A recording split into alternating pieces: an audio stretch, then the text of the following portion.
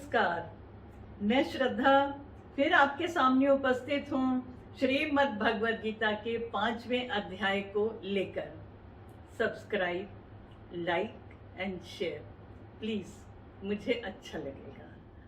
और अब हम चर्चा करते हैं श्रीमद् भगवद गीता के 5वें अध्याय की, कर्म संन्यास योग। अर्जुन कहते हैं, हे कृष्ण, कर्म योग और संन्यास योग आप दोनों की ही प्रशंसा करते हैं। कृपया मुझे बताइए कि मेरे लिए कौन सा मार्ग कल्याणकारी है। अब हम पहले चर्चा करते हैं कर्म योग की। श्री कृष्ण कहते हैं, युक्तः कर्म फलम त्यक्त्वा शान्तिमाप्नोति नैष्ठिकीम्। अव्यक्तः कामकारेण फले सक्तो निबध्यते। अर्थात कर्म योगी कर्मों के फल का त्याग करके भगवत प्राप्ति रूप शांति को प्राप्त करता है, और सकाम पुरुष कामना की प्रेरणा से फल में आसक्त होकर बंध जाता है। जो मनुष्य बिना किसी ईर्ष्या, क्रोध, अहंकार और आसक्ति से रहित होकर अपनी पूरी लगन से अपना कर्म करते हैं, जिसने अपने मन को अपने वश में कर लिया है, अपनी इंद्रियों को जीत लिया है, अपने सब कर्मों को परमात्मा को अर्पण कर दिया है, परमात्मा के ध्यान में लगा रहता है, घर गृहस्थी के सुखों को भोगते हुए भी वह उनसे अलग रहता है, वह परमात्मा को ही सब कर्मों का कर्ता भोक्ता मानता है, हमेशा उस प्रभु के प्रति समर्पित रहता है, वह कर्म योगी है। ऐसा कर्म योगी के कर्मों में पाप वैसे ही नहीं ठहरता जैसे कमल के पत्तों पर पानी नहीं ठहरता। जो पुरुष काम क्रोध के होने वाले आवेग सहन करने में समर्थ हो जाता है, वही पुरुष योगी है और वही सुखी है।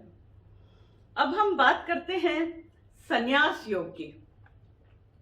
संन्यास योगी ज्ञानी सब में समान रूप से ईश्वर को देखता है, सब में आत्मा का दर्शन करता है।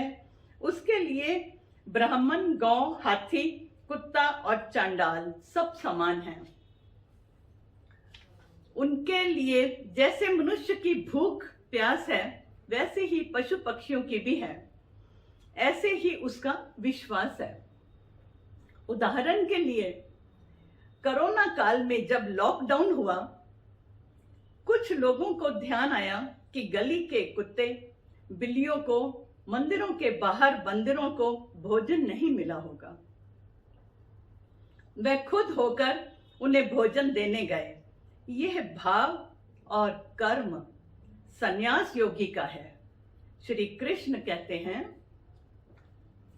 सर्व कर्माणि मनसा संन्यस्यास्ते सुखम वशी। नवद्वारे पुरे देहि नैव कुर्वन्न कार्यन। अर्थात सांख्य योगी का आचरण करने वाला पुरुष नव द्वारों वाले घर में, अर्थात नव द्वारों वाले शरीर में रहते हुए भी सब कर्मों का त्याग कर हमेशा परमात्मा के ध्यान में रहता है। हे अर्जुन, जिनकी बुद्धि स्थिर है और जो खुशी से पागल नहीं होते और दुख में बेहाल नहीं होते, उन्हें परमात्मा के करीब ही समझो। श्री कृष्ण कहते हैं, हे अर्जुन, ये दोनों ही मार्ग मनुष्य को ब्रह्म का साक्षात्कार कराने में सहायक एवं कल्याणकारी हैं। फिर भी मैं तुम्हें कहता हूं कि तुम एक निष्ठावान कर्म योगी बनो। इस अध्याय के मेरे जो निजी अनुभव हैं उन्हें सुनिए। 5वें अध्याय का पाठ घर के सदस्यों के लिए शक्ति को आकर्षित करता है।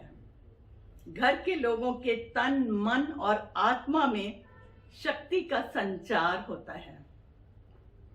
दूसरा, घर का प्रत्येक सदस्य शांति पूर्वक अपने अपने कार्य में लगा रहा, अतः सबका मन शांत और प्रसन्न था। तीसरा, अपने आप में भी बहुत ज्यादा वायदे मत करो तो टूटने मत दो। टूटने से व्यक्ति का आत्मविश्वास यानी कॉन्फिडेंस कम होता है। आपको लगता है कोई नहीं जानता, आपको कोई नहीं देख रहा, लेकिन श्री कृष्ण सब जानते हैं, सबको देखते हैं। इसलिए तो मैं कहती हूँ, श्री कृष्ण ही सच्चित आनंद है। हरिओम तत्सत, हरिओम तत्सत।